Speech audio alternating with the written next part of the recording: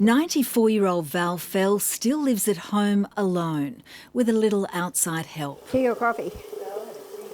She spends much of her time educating other elderly people about the need to keep their COVID vaccinations up to date. I think we actually have more COVID now than we did in the middle of the pandemic. And there is a degree of complacency. But the warnings aren't getting through to all.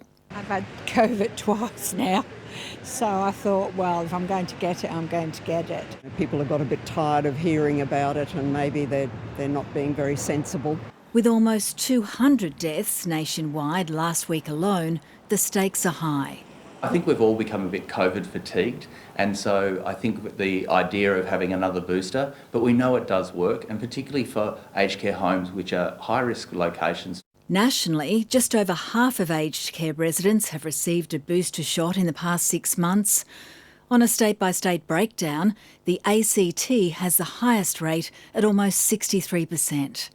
Tasmania, Victoria and South Australia are sitting above the national average, while in Queensland and Western Australia, less than half of residents have had a booster. The Northern Territory has the lowest rate of all, with fewer than 40% of residents up to date. We're not far past that peak, so we're still at a point where we're seeing quite a few infections in the community and the risk is still high. And of course, we're still in winter, which does pose a threat. Despite the low vaccination rates in aged care homes, advocacy groups say some facilities have begun introducing harsh lockdowns again and keeping out visitors. They say residents have the right to see one close friend or family member, even during lockdowns.